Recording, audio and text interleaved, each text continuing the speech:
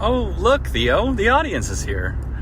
I've been waiting for them forever. For 2 weeks. How have you guys been? We haven't seen you since, what was it, 14 days ago?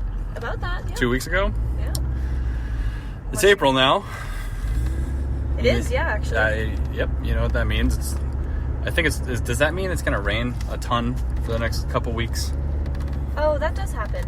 April showers bring May flowers.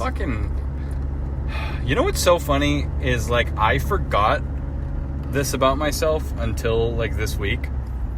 And I can't really put my finger on why. But for literally the past few years, well, I do know why I thought this, but, like, it's lost so much intensity. Because I think of last April, but I historically hate April. Do you know which way we're going? Oh, sorry, straight. Okay. You go straight, and then you take the third exit on the roundabout. Oh, that's that dump we were at earlier. We're driving once again, but the best place to record the podcast. I know, it's so much easier because when we're in one of our houses, it's so stressful, and I'm like worried someone's listening to me. Yeah. And secretly making fun of me, and they think I'm stupid. Yeah. Hey, look at them idiots with a podcast. With the podcast. They sound so stupid right now. I bet no one's listening. That's how I feel when I record and people are listening, maybe. Yeah. But no, I usually hate April. And I'm like, oh, this is the month where my life always sucks. Because of the rain? No, I don't know. I like April. April's the beginning of, like, the spring feeling. Yeah, it's nice. I'm, like, hyped for April now. And you know what made me forget that I hate April? Was last April. Yeah. Because of Corona. I, like, fucking forgot that about my... there's a lot of things I forgot about myself that were like, anointed, like, identity things. Like, you know, those types of things where you're like, oh, I'm the loud one. Yeah. Or like I'm the shy guy. I'm always awkward until you get to know me. Yeah. Or something. Like, those aren't necessarily like like an inherently true thing. It's just something that you kind of bring on yourself. Yeah, like your inner there's a name for this. My therapist told me about this one time. Really? Yeah, she made me make a list of them. Huh. But then I got too anxious and I just never made the list, but... Yeah. They're truths, or like your core truths or something. Core tenets of self. Yeah, something like that. Yeah. Things that you just keep saying to yourself over and over again until you believe them to be reality. Damn. But really, they aren't necessarily true. Yeah. On the inverse, you can assign yourself new ones. That's the principle behind manifesting. Like, I am loved. I am confident today. I am confident today. You know, I gotta say, this car feels kind of stuffy, and I think that I would be more comfortable if I rolled my window down. Huh. Yeah. I wonder how that'll work for the sound. Should be okay. I guess it is what it is. The sound's as good as it can possibly be at this point. It is stuffy. Yeah. Holy shit. I'm sweating bullets because I was just skateboarding and for the past maybe 45 minutes. Yeah, about that. What were you doing in the car? Did you do anything while I was gone? Well, my original plan was to come with you and sit in the park and draw or something like I normally do. But I got my second COVID shot yesterday, so I feel like shit. You are vaccinated. I am, which is great. It's definitely worth it, but I feel awful. And you are one of the unlucky few who is dealing with some pretty serious, absolutely whack physical symptoms post second vaccine shot. Well, it's complicated. The Pfizer. Yes. As I got as well. I am also now vaccinated. Yeah. Pretty hyped about that. I didn't have any side effects or any negative things. Just my arm hurt. I don't know, felt kind of shitty, but I did not deal with. Yeah, I was not conked the fuck out. Yeah, to answer your question, I was in the car. Oh, yeah. I was in the car looking at TikToks. I was going to take a nap, but I didn't. But, I think the reason that I feel so gross isn't necessarily the shot. I think it's a combination of that and the fact that I got my period also on the day that I got my second shot. Right. Which always hits me really hard. I'm one of those people that sometimes has to call out of work or, like, try and arrange days off for the month or the day of the month that I think my period will come. Because, holy shit. Oh my god. Oh shit. Sorry about that, everybody. Brian is a chaos driver sometimes. Especially on rotaries. I just fucking send it. when we It was get to the roundabout. Sorry. So what were you just saying? Just that I am one of those people that has a really hard time on my period, and sometimes it causes me so much pain that I'm not able to stand up for long periods of time or eat food or anything like that because of cramps or muscle pain or fatigue, and I don't know. So that plus the vaccine means that I've been bumming. You just got fucking crunched. Yeah. By the Lord. Yeah. God. Hopefully tomorrow I'll be okay though. Damn, man. You know, you said before I started the recording today that you feel kind of like spacey and like this wouldn't be a great recording day. Not necessarily. I just didn't want to... We were supposed to interview someone today, and I felt like I wouldn't be doing them justice if I were to do that now. That's true. Because I probably wouldn't be very in tune with what they were saying. I know. Interviews are tricky, honestly. They can be really hard, because as we were saying earlier as well, that when we interview somebody or just sit down and chat with somebody that we know personally, we can just be like, yo, what's up, dude? What the fuck's good? What are you up to? Tell me about your life. What have you been up to? Let's catch up. And it's really fun to record that interaction. Yeah, like and the just nice have little one you had with Kat Trinidad. Like Kat, yes, that was a wonderful interview. If you haven't listened to that, go ahead and go back a few episodes and check that out. But when you interview somebody that you are not very familiar with yet, you should probably do some due diligence and research that person and, you know, make sure, I don't know, you do their work justice and know about them and know what they're working on. You know who I always felt like? Did you ever watch fucking, what the fuck was his name? Fuck. He YouTuber? Huh? No, he's the famous interview old guy. He passed away from COVID, sadly. Rest in peace. Oh, Larry King? Larry King. So Larry King, obviously, is like an iconic interviewer and, I don't know, probably has like an incredible TV journalism legacy that I don't know anything about. But I have watched a few of his interviews, and I always suspected that he didn't know shit about the person he was interviewing, but his team did. And they just prepared some questions for him. Interesting. But I just don't know about that. I just don't know about that format. I might just be like totally talking on my ass, and maybe that's not true about him at all. But I just feel like you can kind of tell when the interviewer just, the heart isn't there, and they have no idea. They don't have authentic curiosity. Yes. Yeah. And the questions they're asking. So I often fear that I am doing that. Yeah. And we have a long list of people, just for transparency, that we want to connect with, and that we've already talked to about hypothetically soon recording with, which is the pool of people we were going to tap into today. But it is true that a lot of them, a good portion of them, are people that you're familiar with that I haven't met, so I wanted to make sure that I knew, just in case there's like, I don't know, I just feel like it'd probably be fine, but I just feel like if I was talking to somebody about my work and it was clear that they didn't know anything, I might get kind of quiet or like not really get as into talking about it as I would be if they seemed excited or interested. So I wanted to at least know the projects that people were working on and like have some prompts to kind of help the conversation go if it gets a little hard, so it's not all on the subject, you know? Yeah, dude. And like sometimes even just like, because we can conversate all day. Yeah. We can communicate all day and hang out. But like I think we're running into a problem that I feel like we have even right now. Because like to illustrate how I'm feeling right now, I'm not gonna lie, don't want to let the audience down, but I'm really forcing this one. Oh, really? Yeah, I'm like feeling kind of fatigued by recording right now. Oh. That's okay. I'm gonna power through it. We're gonna get this done because we have to, because we don't record these episodes until literally the day before we plan to post them. Which we give ourselves 2 weeks, and we still don't ever. We always push it to the absolute last minute.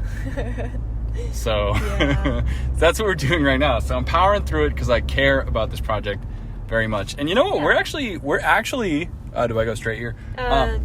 Okay. Yeah. We're reaching a really important milestone in the lifespan and history of this podcast, which we're on episode 8 right now. But we said, we made an agreement together, me and Theo, when we started this podcast, that by episode 10, we're going to reassess and discuss more as to what we are doing and what we want out of this, and whether or not it's a project that's worth giving more life to. And we were also planning on episode 10 to buy real equipment if we decide that we want to. And I don't know about you, but I'm feeling pretty good about the decision to continue. Me too. And renew the Boston Art Podcast. I think we're just getting started, honestly. I think you're absolutely right, because we actually literally have only done one interview. That's true. Yeah. Literally just interviewed one person. Well, we interviewed you. Okay, so if we I don't know count, if that counts, but and we interviewed you, but did not release it because I decided I hated it. Yeah, we haven't. So there, it's like, and that's that's so hard. It's so, what's so funny about that too is what we tried to create. So what we made for me was essentially, I don't even know if I would call it like a direct representation of what I want out of my art and what I want to give the world with my art, but it was really an artist profile. Yeah, it was like a biography. And that can be painstaking to create. Yes. And what we are trying to create for you as well is an artist profile.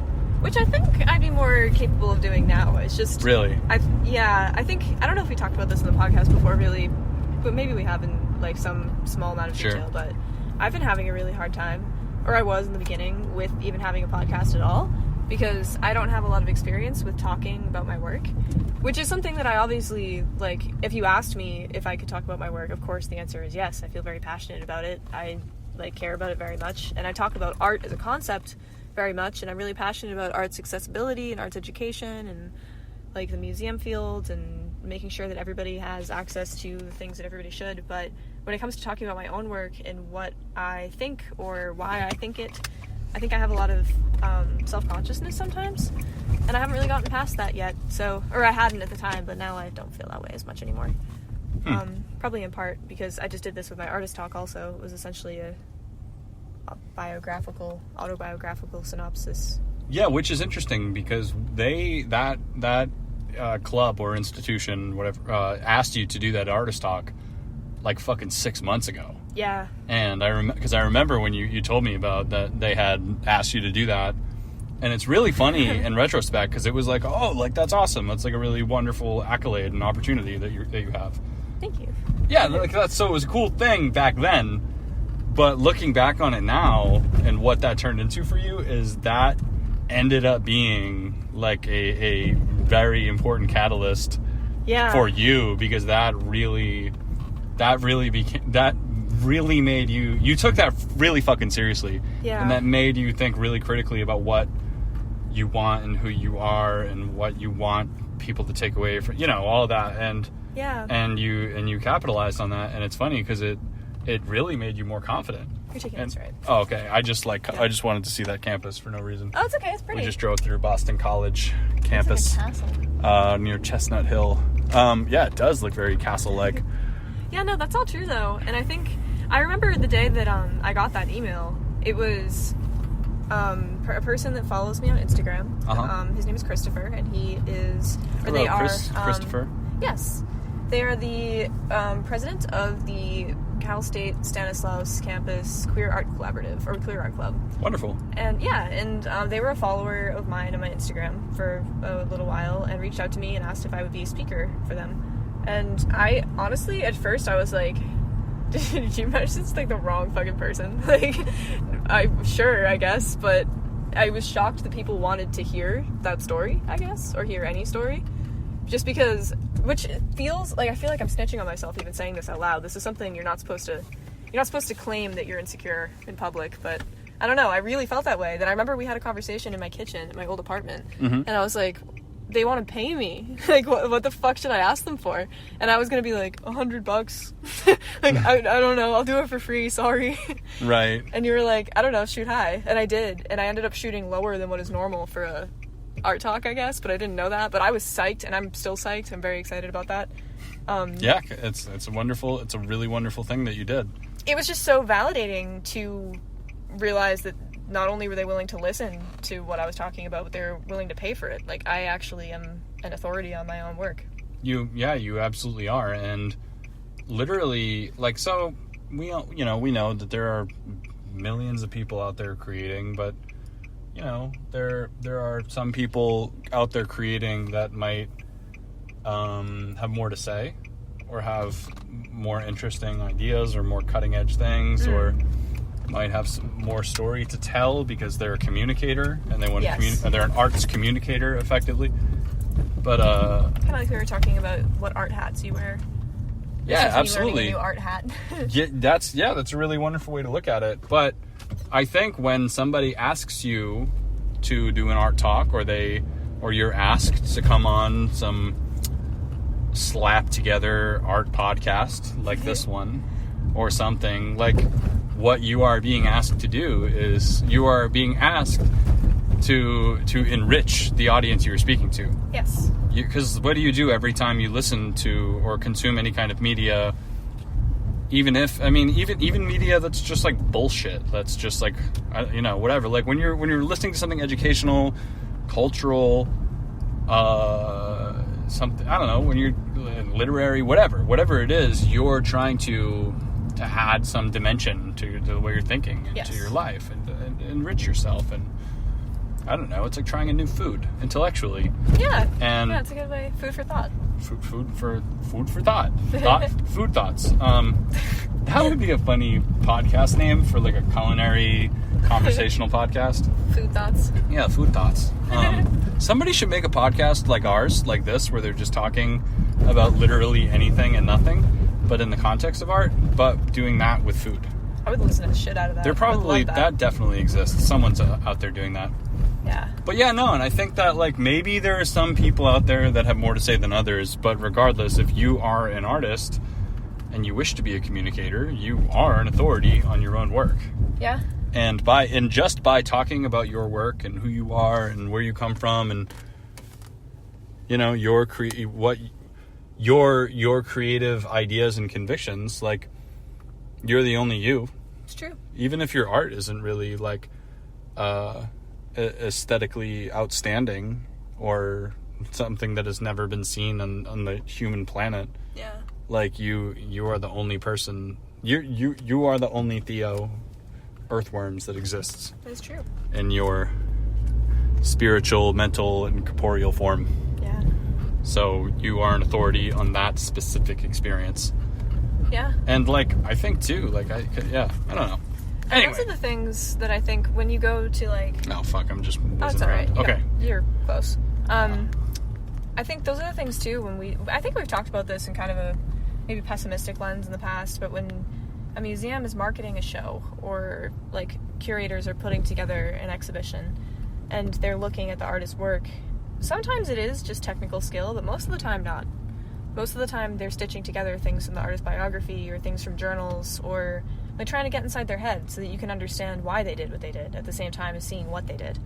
Because that's really the impact, I think, a lot of the time. Absolutely. And it's like I think painters and artists at large are notorious from trying to shield their audience from themselves and put walls and veils around them and not let anybody into those experiences. But, like, it adds so much depth. Oh, we're right next to my house. Holy shit. Yeah, close.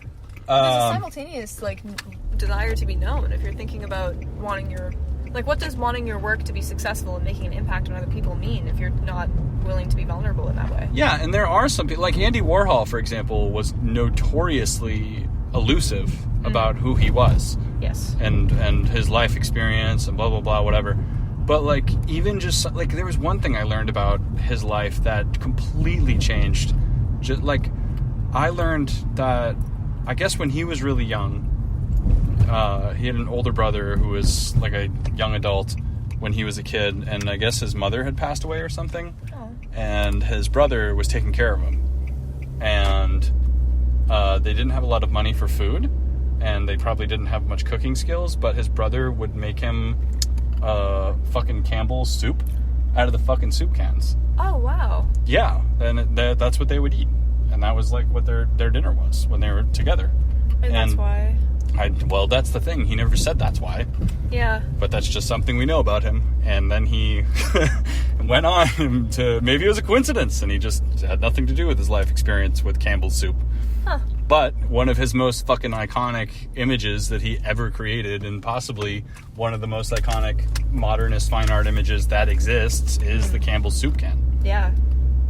So, I Which on mean... the side was probably an amazing thing for their marketing team.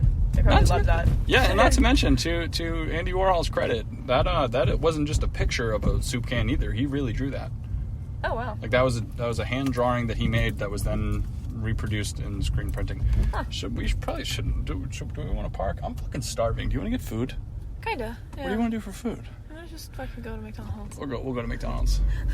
We'll keep going with this recording and then get some fast food after. Alright, yeah. And we'll get back to you after we eat. Oh yeah, we could just pause the recording. That might Yeah. give this recording a totally new layer, because maybe the audience, our good friend here, is enjoying it, but I do not have much fuel in my I think you're in doing my fine. brain. I think it's okay.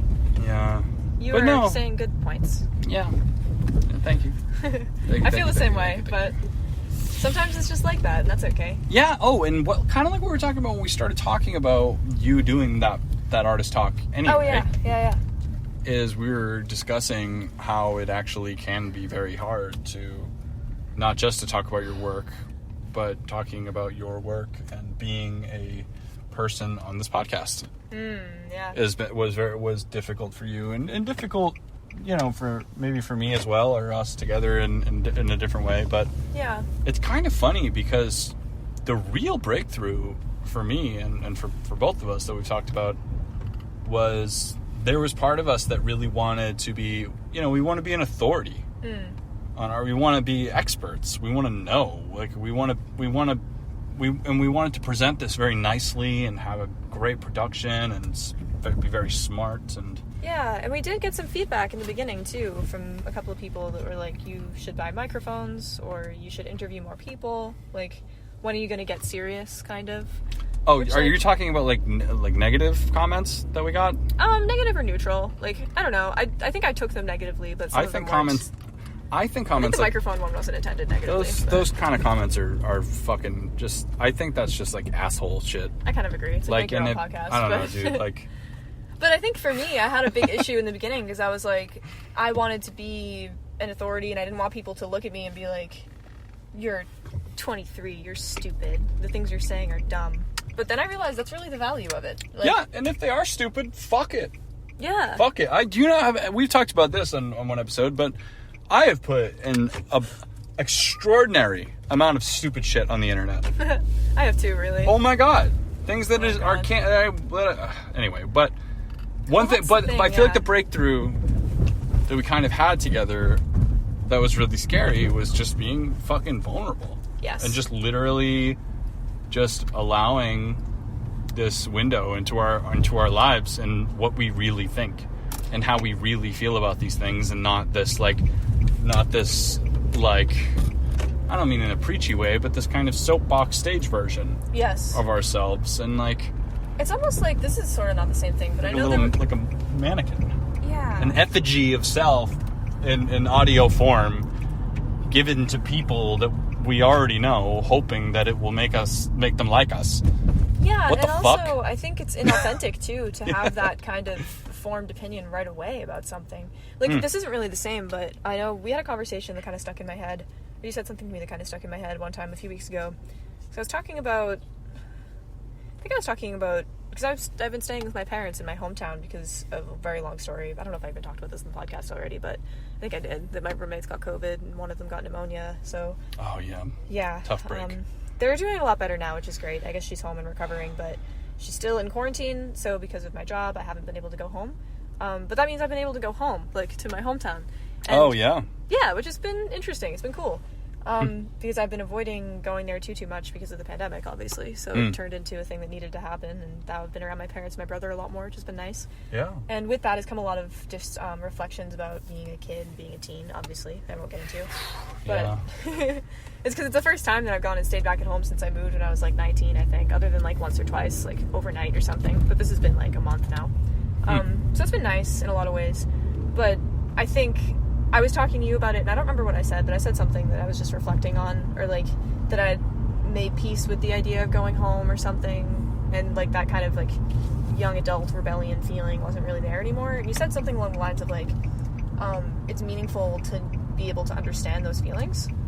And it just made me think about this and a lot of other stuff too, because it's like you have to sit with things and reflect on them to know how you feel about it. The first time you hear about something, or the first time someone presents a point to you, is not what you would say if you were on stage giving a college lecture about said thing.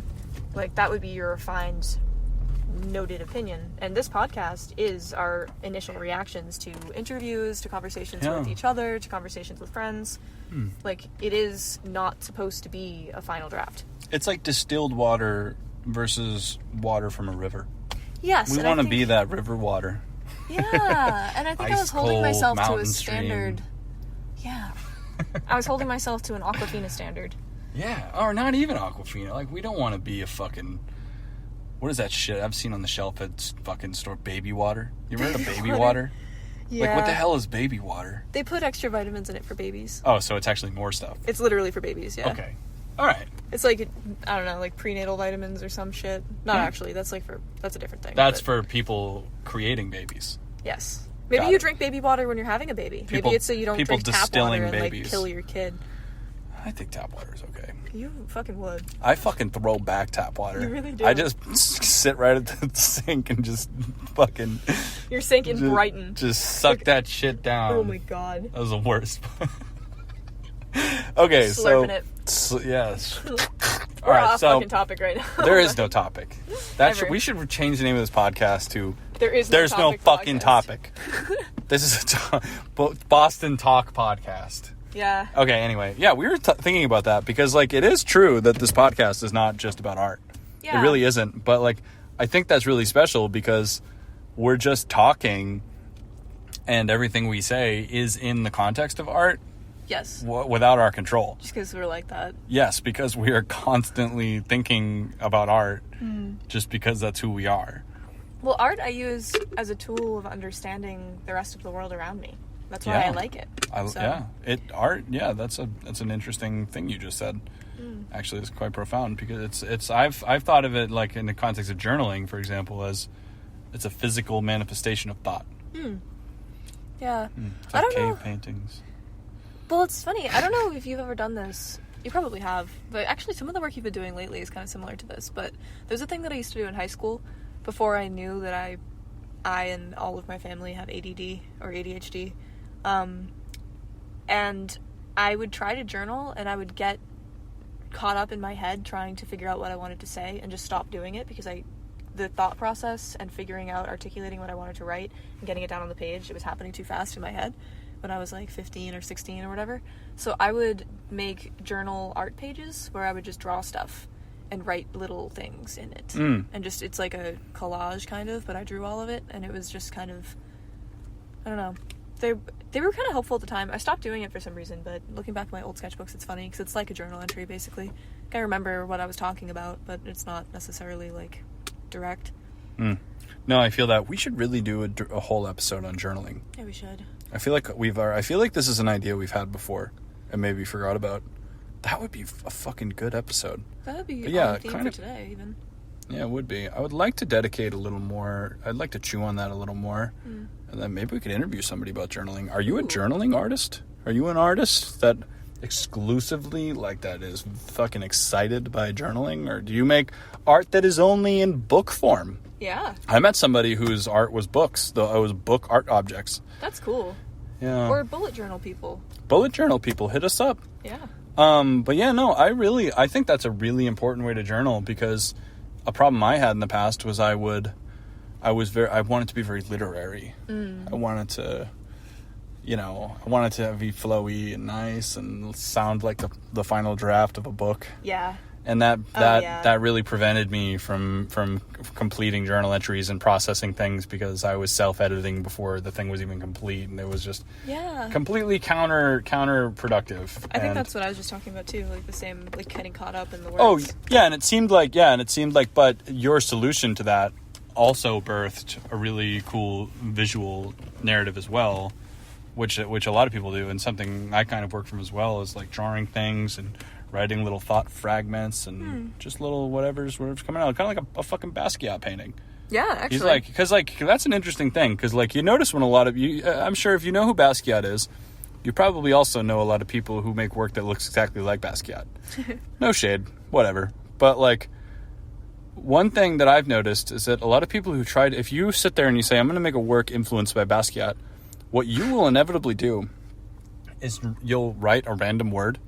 You'll write like sign and put like 7, 8, 50 in one corner and a face here and like draw. And you're literally just writing nothing. Like you're just writing bullshit. Like you're just random gibberish. But I bet that I feel like Basquiat's work though, when he was writing these little words and things on these canvases and papers, and when he did include text, they seem to. I think that they might have had a lot more going on than just writing random words. Oh yeah, like he was thinking. Yeah. He was making process art. Even you could probably say. It's almost doing a disservice to his work too. I don't know. I think I will say 2 things. I think making art like Basquiat it's definitely a thing that I think everybody does at one point. Everyone tries it. It's like an Egon Schiele phase. Yeah, I had that. I'm still in that. And that's not to disparage anybody, because I think it's really good to make work like other people when you're first getting your legs, kind of. Because how else are you going to find new concepts? By, like, I don't know, visual people like to make visual things to process things, like to dig into what they're learning, like master copies, recreations, and that's all cool.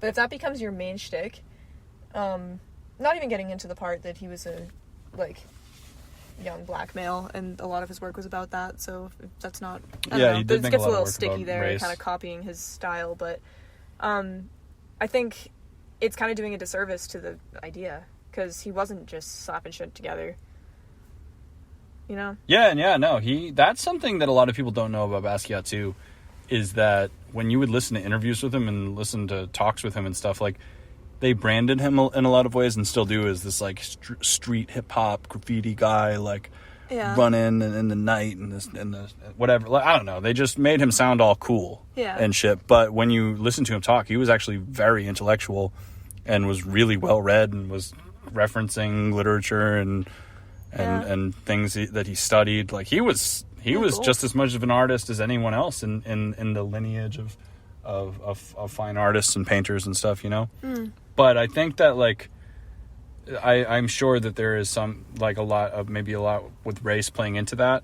But sure. I also think that, I think people try to I think museums showing his work a lot of the times, or even artists of his generation, are trying to get people in the door a lot of the times, which is something we talked about a lot. And I think they do that by being like, yeah, this is the hip hop 80s like graffiti art show, come on in, there's hand style graffiti drawn on a car door hanging on the wall in the museum. Well, like, honestly, so I think they try to get people. I think that's like, they're just like, come on in, they're they're getting them in there, and then they're saying, but wait, there's more. There's actually a lot of depth here. There's a lot happening. If you expand that also, I think that there's a lot wrong with the idea that, like, people that work primarily in, like, street art, or writers, or people that make graffiti or music, that they aren't artists somehow. Like, I feel, obviously I'm preaching the choir right now with you, but I think that there's a huge problem even in that. So I'm really happy to see that he's at least embraced in some ways. There's a lot to that. I think that's a really interesting, I wouldn't say complicated, but a really interesting topic, because there are a lot of graffiti writers or graffiti artists that do not identify as artists. Yeah. And there are a lot of them that reject that, or there are a lot of them that embrace that. It's definitely not a monolithic thing. Well, I guess maybe the term artist is maybe not what I mean, but just like intellectual. Oh, like, they make it, though, that they're seen as being not intellectual. Yeah, brutish, really just, like, crime vandalism. Art. Yeah, you're right. It's like, that's a problematic, classist, racist kind of take. There's a lot there. That's definitely a very complex thing. If you are a graffiti writer, or a street artist, or somebody that comes from that type of artistic background, hit us up, dude. Yeah. We want to talk to you. Yeah. We want to talk to you. But in the meantime... we're fucking starving. Yeah. We're going to get food real quick. Yep. But it's going to be a second to you. Yeah, it'll be like a jump in time. Yeah, it'll just be a little teeny wrinkle. So, BRB. Okay. Oh, fuck. Well, we were just at McDonald's, about to get food and talking about journaling. But now, it's a whole 24 hours later. Mm-hmm. We didn't really enjoy the food that we got. Oh, no. And I crashed and burned shortly after. You crashed and burned. Yeah. You got a migraine. I had a migraine all day, You I had think. a migraine the whole time. But I don't think I realized how bad it was, because I was like, I don't feel good, and my teeth hurt, but I just got my vaccine. And then the longer the day went, the worse it was. And then we were gonna eat food and record again after we ate, and then I was like on the verge of tears because I was in so much pain. Mm-hmm. So we went home, and then I don't really remember. I just think I napped. You napped for a little bit, and I just chilled out. We listened to some lo-fi beats to study and relax to. Yeah. The one in the live stream one that's just like a permanent one. Yeah, it was nice. The one of the girl petting the cat. Yeah. Yeah. It's a good image. And I think I fell asleep, and I don't really remember what happened after that, but I woke up and I puked my brains out. And you threw up. Yeah. And I was like, I grabbed a Trader Joe's bag and you threw up into it.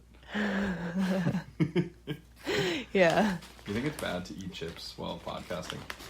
Do you think it's bad to talk about vomiting into a Trader Joe's bag? Horrible podcasters. Why do people listen to us?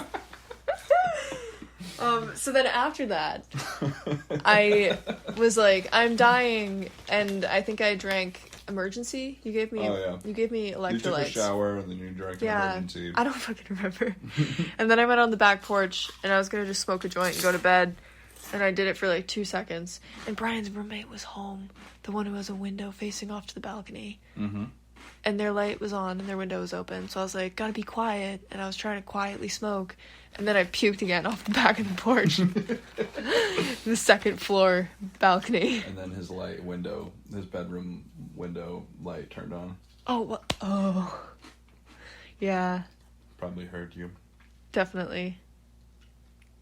It probably wasn't helping that I was like puking and then saying, oh my god, and then puking again. Like I was very much into it for some reason.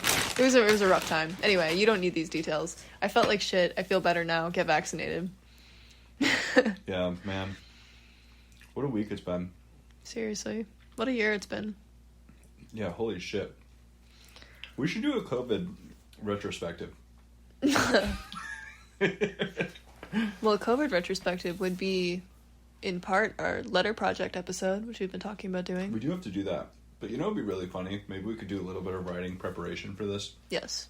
We'd write down like a bullet point timeline of our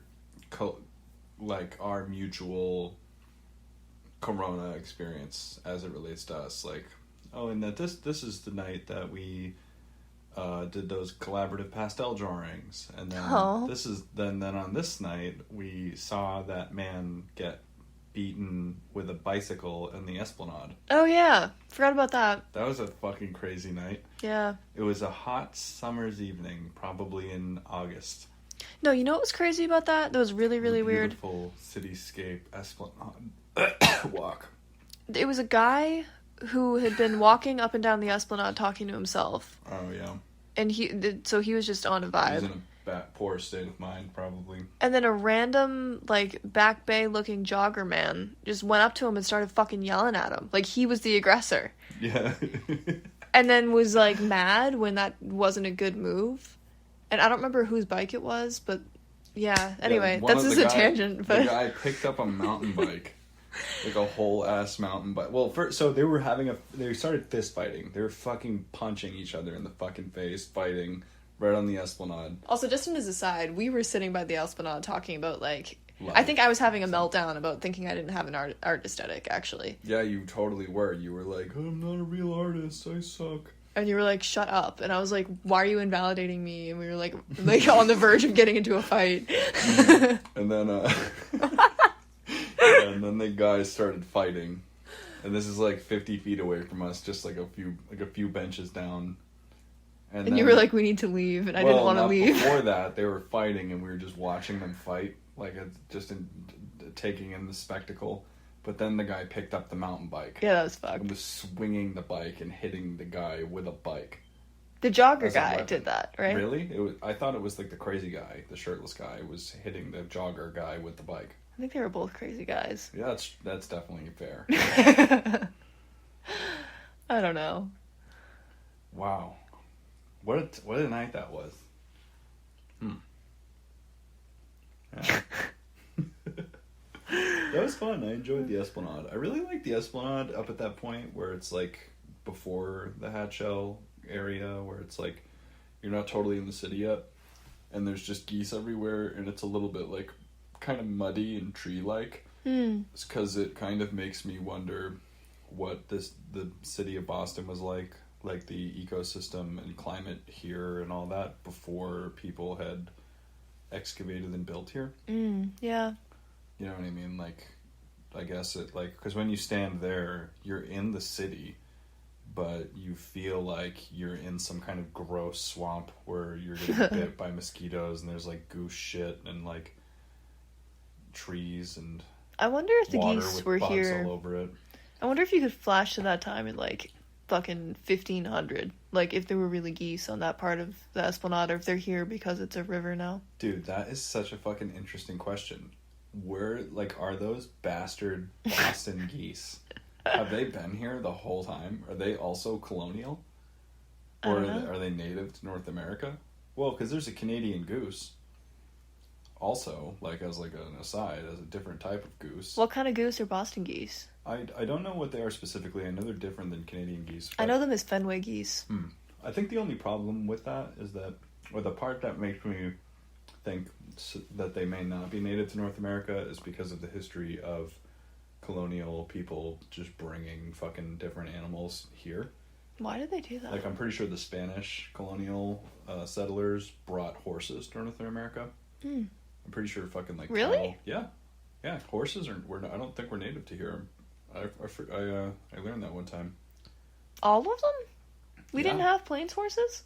No, I think the plains horses were like, I think most feral horses and wild horses. Feral.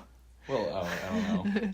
I'm pretty sure are descendant from once broken horses that were either escaped or like live in the wild. I think that there were like native horses of maybe like Europe and Asia and maybe Africa even, but I'm pretty sure that there were not any in North America. Maybe I'm crazy. I might be spreading disinformation right now. All right, you know what? My laptop's right here. I want to contest that because it's gonna be a quick Google. There was a Disney movie that I watched as a kid that I believe was about a horse. What Disney movie? I'm trying to remember now. I can picture his face perfectly. You know, I don't know. I actually have no information about this.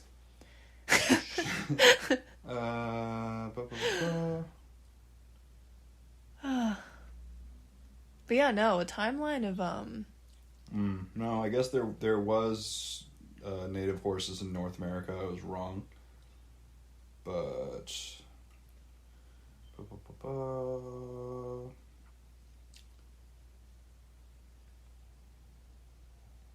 but domesticated horses did not arrive at any single place in time, but were bred from several wild varieties of Eurasian herders, or by I don't know what the fuck I'm reading. Maybe I'm wrong.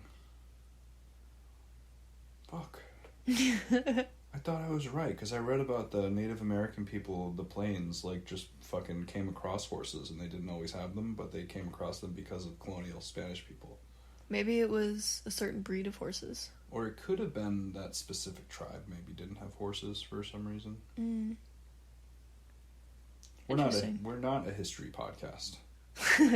European settlers brought a variety of horses to the Americas. The first imports were smaller animals suited to the size restrictions imposed by ships. Starting in the mid-19th century, larger draft horses began being imported, and by the 1880s, thousands had arrived. There are multiple theories for how Native Americans obtained horses from the Spanish, but early capture of stray horses during the 16th century was unlikely due to the need to simultaneously acquire the skills to ride and manage them. Oh, you know what? I think what I was saying is possibly a bit of a myth. Okay. A popular myth. Okay. I guess we could put this horse shit. This fiery horse debate argument we're having right now. Yeah. That is actually a strain on this creative relationship. Yeah, I'm very intensely arguing this against is a you hot, in this moment. hot debate. I'm really engaged. You're fucking so unbelievably invested in this intellectual pursuit that I was on for the last maybe 3 minutes. Fuck. Okay, well, horses, yeah.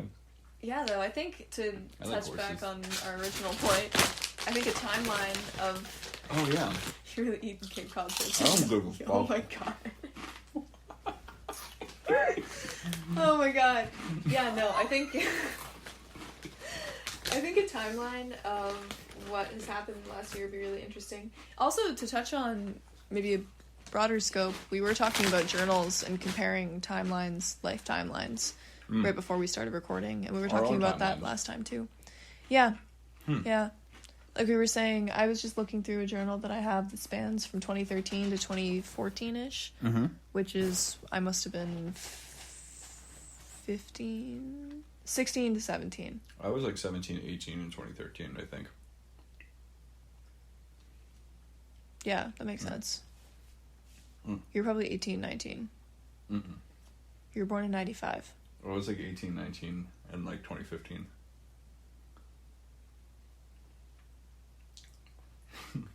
Is that wrong? I'm pretty sure I was.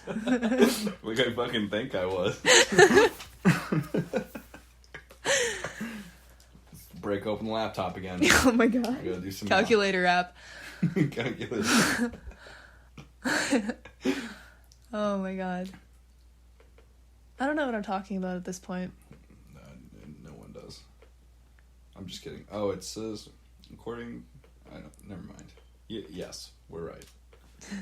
That is when I was like 18, 19. Huh. 2015, That's funny. 14 and 15.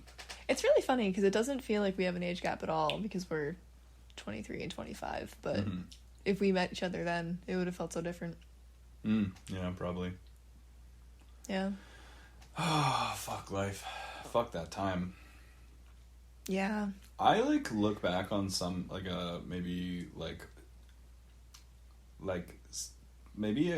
a hard 50% of my teenage years nostalgically.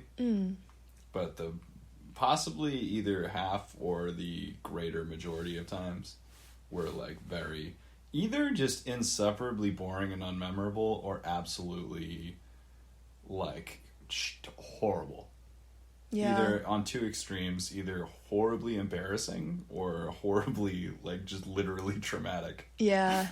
I think but there definitely were a lot of unmemorable things, probably like getting a C in math in my junior year of high school. Oh man. Like I probably did that. I have no idea. I probably got an F, actually. Yeah, I think the thing for me is that it's so like what's so double-edged about it is that I feel like I romanticize and look back on fondly my own ignorance and like hard-headedness. Like I used to run fucking head first into situations where everybody was telling me that I shouldn't, and I would just do it and set my life on fire. And maybe knowingly do it, but just do it. And be like, fuck it, I'll talk to this person. I'll do this thing I'm not supposed to do. I'll go do this. And it led to a lot of situations that I look back on and I'm like, wow, that was like awesome. But at the same time, I also wound up in a lot of situations that were absolutely stupid and terrible or just like not fun. I feel like I would never even blame you for doing any of that because it's such a classic problem where I feel like that happens through generations of people where old people make life easy for children on purpose because that's what you're supposed to do. You make children's lives better so they have good lives. But then there's this problem where people raising kids probably expect their children to listen to them. Yeah. To like their lessons and what they learned about life and stuff. But like Not even you just... can't. Like, I couldn't spend my whole childhood listening to Glory Days stories. Yeah. About the 80s. My whole life. I heard stories from my aunts and uncles and parents about the 80s.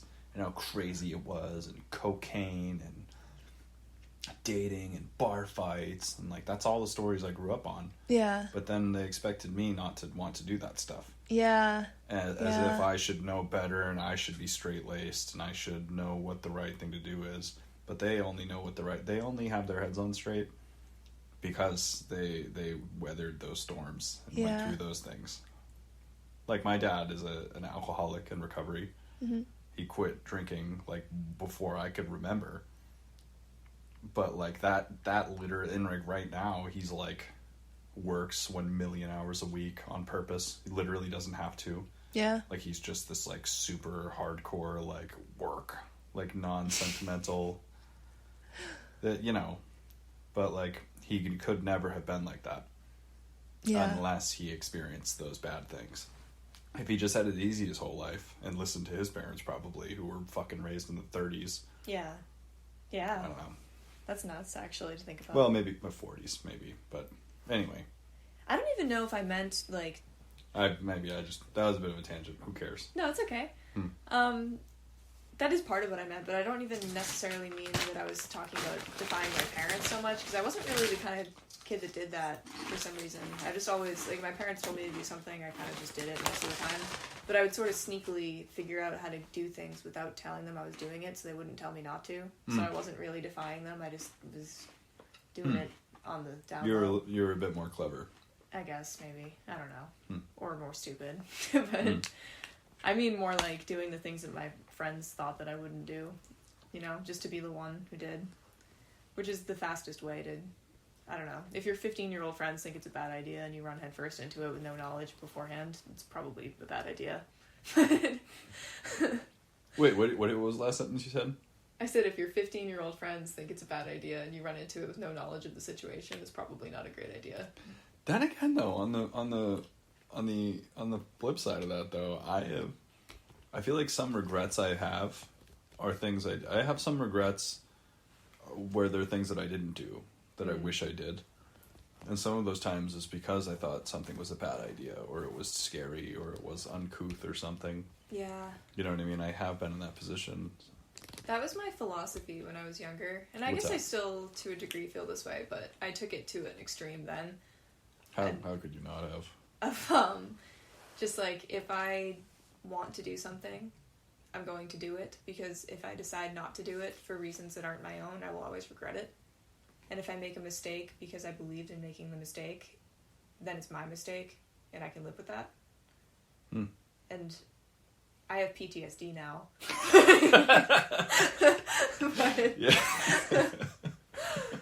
that was the thought process. Yeah. Yep.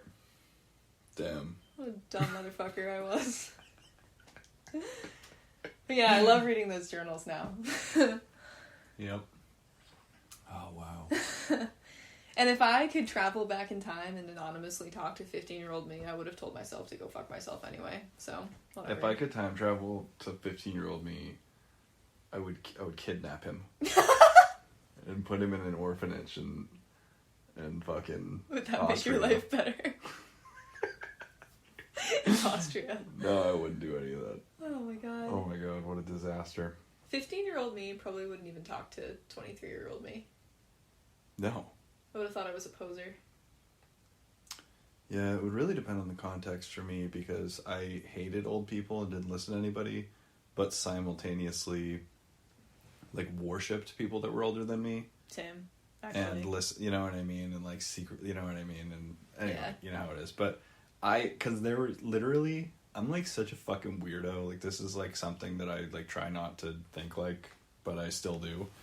But literally every single chapter of my life, I want to be at the next one. Mm-hmm. And I find myself not enjoying my time and, like, thinking about the future too much. Yeah. And not enjoying the present moment. Like, when I was a teenager, when I was, like, a tween, I wanted to be an older teen. Yeah. When I was a teenager, I wanted to be in my 20s. Yeah. Now I'm in my 20s. You've heard me say shit like this, where I'm like, man, like, if I play my cards right, like, I'm gonna be so cool when I'm 35. I know, yeah. You I literally think like that. Like I might, like, if I do really good, I'll have this great life when I'm 40. You Like, talked to me about being like in your 70s before. I'm like, you have no idea it's what so you're funny. gonna be like when you're Because 70. I am a person that's like at the same time living in this like chaos where I really, really want, like, where I don't give a fuck. Like, and I'm like, I'll fucking die tomorrow, I don't care. Like, that's like how I feel. Really? Sometimes. But like, I'm also just like, oh man, like, I better save this drawing for when I'm 90. I'm gonna really appreciate it. Oh my in God. 50 years. Yeah. Or whatever the fuck. Oh man. This is the math episode. But yeah. Yeah, seriously. But yeah, no, I don't know. I don't know. I guess what the lesson there is that, like, I think maybe, it doesn't matter now obviously, but I think maybe there would have been some parts of my teenage years that would have been easier or safer or more enjoyable even if I had not hated that I was a teenager. Interesting. So much. Yeah, me too. Or if I had almost been ashamed of being a teenager because I only hung out with people that were older than me. Me too. All of my friends were like 18 or 19 or literal adults hanging out with child me, which is like was horrible obviously, but for like reasons I did not know. I had a lot of friends that were my own age, but I was always the youngest of the friend group by like a year or something. But I also, like, I had a relationship actually that lasted a good like almost 3 years on and off in like the undercurrent of the rest of my life and other shit with someone that was 8 years older than me, which started when I was 15. Which is so disgusting to think about now, but at the time I was like, they're so cool. Like they dropped out of mass art. They got to do all the things that I can't do. Like, I don't know, like show me the world kind of mindset. But it was because I literally had not done anything yet. Like this person, if I had understood what it was like to be 24, was a loser, and I didn't know. Mm-hmm. But I don't know. Yeah. There are a lot of people, I guess, that you can look back and think stuff like that about, but if you don't know in the moment, it doesn't really matter. Yeah. The world. Welcome to the Boston Art Podcast. Yeah, what the fuck are we talking about right now? Yeah. This is how it goes sometimes, though. Do you ever have a day? We used to do this, or we do this often, actually, where you'll be in the studio with someone. You're, like, supposed to be working on a project, and then all of a sudden you're talking about some, like, bullshit that has nothing to do with anything.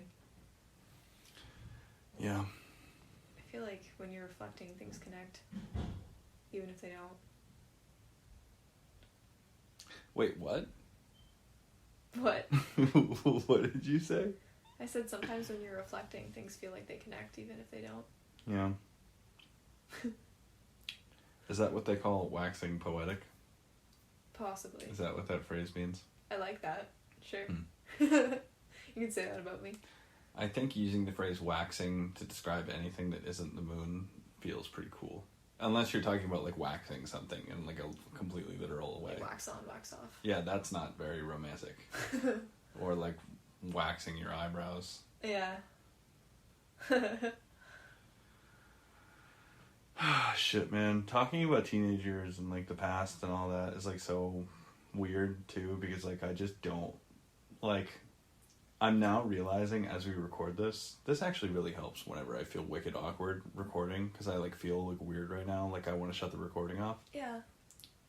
So it's really helpful to say that when recording, we've learned thus far. Yeah. But, like, I'm realizing right now that me and you talk about this kind of stuff, like, probably every day. Yeah. But I don't think we've talked about it to this degree recording. Probably not. And now I'm like, fuck. Nope. Don't talk about that anymore. It's okay. It's funny, too, because, like, there's, like, stuff that, like, because that was something that we've talked about a lot before, is putting things online belligerently. Or opening up and sharing belligerently, or just constant, like, without any thought as to what you're doing. Vulnerability. I wouldn't call it that. No. But, like, because there was a lot of parts of my story, a big part of my story growing up and dealing, like, my trauma and experiences didn't just happen to me. There were some things that happened, group traumas. Yeah. In a sense, which is a weird concept. Yeah. But it's kind of funny because, like, you'd think that I have every right to talk about that kind of stuff because that's what I went through. But then you kind of arrive at a point where, like, you're not just telling your story. Yeah, I feel you're telling other people's story, and it kind of, like, can be weird because I'm a person that likes to, you know, make art about every single thing that I think and feel and experience. Yeah. Because I want other people to experience it with me or some shit. Yeah. But a painting isn't really vulnerable. Sometimes a song isn't even very vulnerable. But a podcast where it's just like your literal voice where you are you. Yeah. Talking about the stuff is a little bit weird. It can be weird. Yeah, it's interesting too, because I've been thinking about this lately, not to talk about journaling again, but I guess to talk about journaling again. I've been going through a lot of my really old ones. I think we talked on the podcast before about burning journals and, like... Did I talk about me burning all my writing? Yeah. Am I remembering that right? Yeah, we talked about that. And I think the reason we talked about it was because maybe I started to share that I was going through my old stuff, but I was doing that while I was staying at my mom's. And it's been nice, and part of my thought was that I was going to compile them all into, like, one big manuscript or something. But then I'm like, what am I going to do with it? Because all of the people that I wrote about, it's not like they're, like, dead or won't hear about it or something. And it's like, I don't know, it's just as raw to, even though maybe these thoughts were from 5, 6, 7, 8, 9 years ago, like, these people are still in my life and still maybe know me in some way. Maybe they're still kind of rude things. Yeah, like, if there are things I wouldn't have said then, or, like, raw emotion, maybe there are things I shouldn't say now, you know? Honestly, it's funny, because there's also a part of me that thinks, like, fuck that. Like, it's almost like a rite of passage for a memoir writer to just, like, blow up their life every time a book is published. Yeah. There are so many people who write that's like a trope of the memoir autobiographer who ruins their own life because of their book. Well, that's the other thing, too, is it's a hard line, because it's not like I'm just talking shit in my journals, or, like, I'm two-faced with anybody, but I think sometimes the things that won't surprise people are the things they don't want you to say, you know? Like, maybe, I don't know, stories that maybe shouldn't be told, that everybody knows you knew them, and everybody knows you probably think about them, but maybe they're not for everyone to talk about. Like, maybe something just intimate or something that would make really great art, but, I don't know, like, bra shopping with a friend after their first breakup, or whatever. Like, maybe the details of that being made public aren't really my business, you know? That kind of stuff. I've had some experiences recently where I was cartooning about some things and put my foot in my mouth. So, yeah, I'm not going to get more specific than that. That's a funny experience. To everybody's credit, though, there's been some situations where I've embarrassed myself, but I've never had someone get mad at me. I don't think. I have had some experiences where people didn't get mad at me, but I felt like that maybe things were insinuated to me in like a gentle way. That maybe that type of thing isn't really appreciated. Yeah. I don't know. Damn, now I'm like really, now that I've like just like cryptically alluded to a bunch of different things, I just want to talk about all of them. I want to ask, but I don't know if you want to. This sucks ass. I hate this. I don't know. It's funny. Fuck. Something that does make me feel better about the podcast format is I just keep thinking, like, the further into it we go, like, the more episodes we have, the less likely people are to hear what I'm saying. Especially this deep in an episode. Yeah, it's like I could like confess to a crime right now, and like nobody would ever know that I did it. Other than our like 10 listeners. No, they shut it off 20 minutes ago. That's not true. Althea said that we're her favorite podcast. Thank you, Althea. Shout out. Yeah, I love Althea. Hell yeah. That's probably weird. Sorry. Sorry if you're listening and we just broke the fourth wall in a completely direct and creepy way. Can you imagine if you're just listening? That sounds like something that would be like an early onset of like, not early onset, but just like you're about to get diagnosed with like schizophrenia, like your radio just starts talking to you. Oh my god. That's probably violating. My bad. We're overthinking this, definitely. This is terrible. You know what, though? We should call this episode The Origin of Horses in North America. But do it. No, I'm not going to do that. That's been, I gotta say, as the de facto, well, not de facto, as the like placeholder producer of this podcast, and by that I mean I upload it to the thing. The hardest thing to do so far has been naming them. Yeah, I never know what to name the episodes. I never help either. You don't ever help. I just sit here, talk to you for an hour, and fucking leave. Yeah, if any of the audience has any criticism of the titles that I've been choosing, that have been chosen for this, or wondering why, it's me. It's me looking at an empty like typing vessel and being like, fuck. What the fuck do I call this? I had the idea of alternating art pieces for the images, but that's about all I did as far as uploading. That's really inconsistent. Artist profile, Brian Huntress. Next episode. Don't worry about it. Kat, Danielle, Trinidad. That's all you wrote? You didn't... Oh. Yeah, I didn't know what that's... It doesn't matter. It doesn't matter. I don't know what to write. I don't know what the fuck to do. The episode slapped, so... It was a good episode. No, though, backing up. I feel like... Do you want to talk about the fucking letter project? So you're talking about timelines, you're talking about COVID, you're talking about journaling and vulnerability. I feel like we have not in-depth talked about the letter project publicly yet, other than my art talk where I talked about it a little bit. Okay. But not gonna lie, I was kind of really embarrassed talking about it because they asked me to, and then I was like talking about it just on my own, and also talking about you, and then I was like, I'm gonna kill myself when Brian listens to this, but... That's okay. It's better to talk about it that way. Because... we were making art, like, about, life and COVID and quarantine and blah, blah, blah. Maybe that's what it was about. But really, we were making art for each other. Mm-hmm. Like, they were, like, visual letters. Yeah. Like, it was art. Like, my version, what I was doing, it was, like, drawings about you or to you. Yeah. That were meant for you to see. And the same for me. So that was like, and that is like that was a narrative happening that we couldn't plan, that we didn't know about. Yeah. That really, when we look back at them, you know what I mean? Because even if we're communicating with each other. And I think the thing that was so cool about that was that even if we recreated that same project now, I don't think it would be as... organic? The word that I was going to use, which doesn't really feel like it totally fits, but I was going to say innocent almost. Because I didn't know you yet. Like, that's true. We literally didn't know each other at all. Yeah. So there were things that we were, like, quote unquote saying that we didn't mean to be saying. Because, like, when we're talking about, when you were saying earlier that a painting isn't as direct as words in a podcast, like, we were essentially having conversations, but we weren't writing physical letters to each other with words in them. We were making art for each other.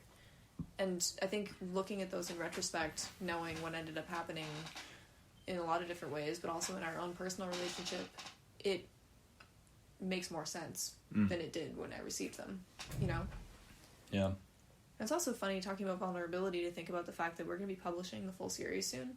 And at the time when I was receiving those envelopes, I was hiding them from my roommates. Like, I didn't even want them to see it. And completed, it's a different thing, I guess.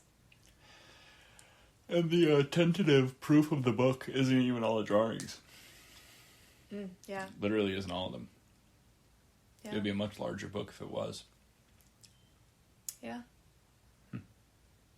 I think we once had a plan. I'm talking about logistics now. It's funny that you're like, oh yeah, vulnerability, and I'm just like, yeah, logistics, page count, proof printing. Yeah. That's what I do when we talk about things like this. Not always. I'm like, fuck all that vulnerability shit. Let's talk about the specs. how we distribute in this shit. Oh my god. Should we do pre-orders? That's so funny though, because that's how the project happened. Because I remember we watched. This is dumb, but I remember we watched a documentary together. We were on the phone for like 6 hours or something. Fucking insane.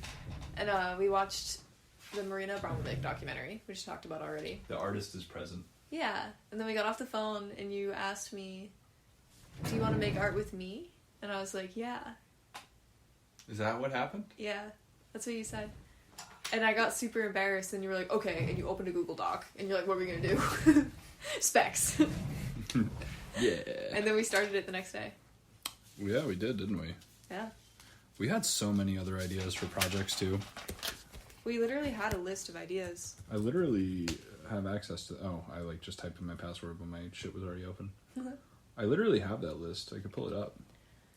It was really cool because we had a big list of ideas for intensives and other collaborative projects, but they were all kind of through the lens or the... How would you say it? Kind of thinking in terms of what I was about to say, like performance, and using yourself as kind of an art object, kind of like the artist is present. Which is funny because, in a way, I just said that in such a wacky way. Well, I think it's interesting to think of the letter project in connection to journals because we aren't using our physical bodies that way, but I feel like it's a different, as close as you can get to that. Do you know what I mean? Does that make sense? That didn't make sense the way I just said that. You know what? I'll have to take a look at the list that I was just trying to reference another time because me looking at the screen is like completely derailing this discussion. Yeah, that's true. I was just talking the only way somebody talks when they're looking at a screen. That's okay. You ever been on the phone with somebody and you know they're looking at their phone while you're talking to them? Yeah. That's how I was just talking.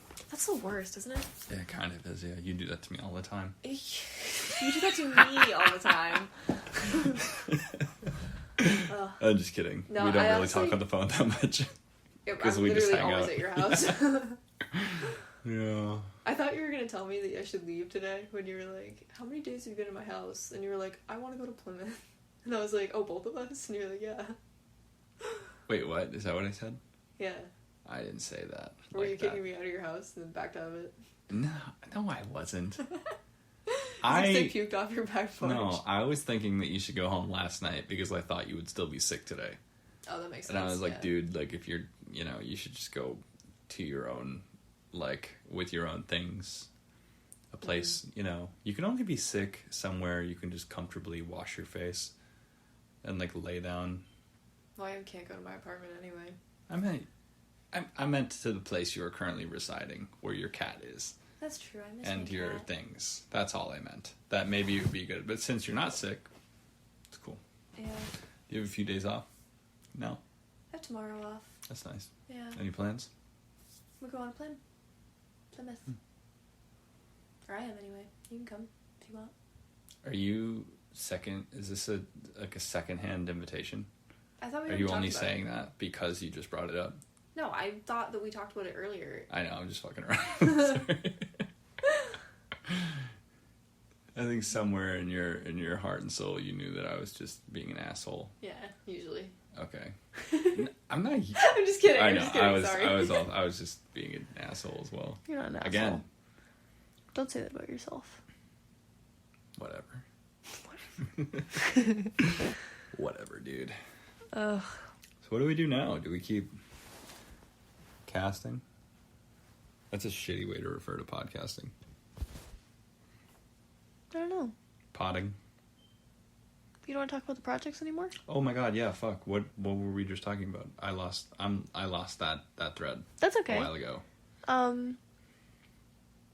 Well, two things. One, you briefly mentioned the intensives, which I don't think we've talked about on the podcast before. We should probably explain what that is. We definitely have. Have we? Well, the intensives, if we haven't, were... Another lockdown project. Yeah, where the intensives... Basically, here is the belief and principle and philosophy behind what we call an intensive. An intensive is... Okay, we believe that you can basically master something or get really fucking good at it by just powering down, hunkering down, being mentally disciplined and doing something 50 times without stopping. You want to get good at drawing a hand, draw your hand 50 times. Or you want to experiment with a new medium, crank out 50 drawings in that new medium. Yeah. I don't know. You want to learn backflips? I bet if you tried a backflip 50 times, you'd be able to do it. Yeah. That wasn't really how we thought about it at the time, but the idea was just kind of a fun self-torture kind of competitive thing where we were just like, let's make 50 things each. Well, we were talking about art school and about how what it really provided for us was a sense of accountability and deadlines, and how when you're trying to be self-taught or trying to work on things on your own, it's kind of hard to stay as disciplined as you might be if you were like paying for a class or if you knew that there was somebody you respected who was going to critique you. So, honestly, it's kind of like having an accountability buddy at the gym. It was the same kind of thought process. Or like quitting smoking. Yeah. Or like self-care accountability people. Yeah. Well, I mean, I think everybody is more disciplined when there's something at stake. Yeah. You know? So we made it a contest. Yeah, we did, didn't we? We did 3, I think, where we did the hands, where we did a hand drawing of our left hand. We did gestural charcoal drawings. Yeah, those are like, gestural. Yeah. And then we did one that was really interesting. This would be really interesting to do in any medium or expression. But we did 50 original pieces, just drawings, where we could not use any previously used imagery. Oh yeah, and I forgot motifs we did that. And ideas and concepts that we had already worked from. Like, we picked through each other's work and made lists for each other of things that were banned. Yeah, I think I put on mine like eyeballs, like pyramids, like... No, you didn't make your own. You made one for me and I made one for you. Really? Is that what we did? Mm-hmm. Really? Yep. Huh. Okay. Well, and yours was like girl with bangs drawing. Yeah. Plants, leaves, botanical. Friends. What about mine? Tell me about mine. Yours was pyramids, bald dudes. Bald dudes, really? Yeah. I suppose I paint bald men a lot sometimes. Yeah. Maybe it wasn't that specific. I think you weren't allowed to paint like busts. Yeah. Yeah, like head, shoulder man. Yeah. Which I do a lot. We probably have that list still. It's probably in the That's Google what I was Drive. trying to pull up. I remember that was part of it, but I just couldn't find it, and I was kind of losing the... I remember more easily what was on mine, because I wrote it on a whiteboard, and it was in my studio at the time. On the wall forever. Yeah, and then it moved to the main room when I took the studio apart. Fuck. Are you tired? Yeah. That's okay, sorry. It's okay. Yeah, it'll be a really funny thing. What? Podcast intensive. Record 50 episodes in a row. 50 hours? 50 hours. 50-hour episode. Side note. Could you even upload that to any platform? One 50-hour episode? Yeah. What if we just non-stop live streamed until, like, we both just stayed awake until both of us fell asleep? That would be horrible. I would do it. Maybe. If I did it, you would do it. Yeah, I guess. Or we'll race. What the fuck? How the fuck do you race? 2 different live streams. How do you win? It's happening at the same... It's live. How do you race? We'll do it not together. Separately. How are you racing?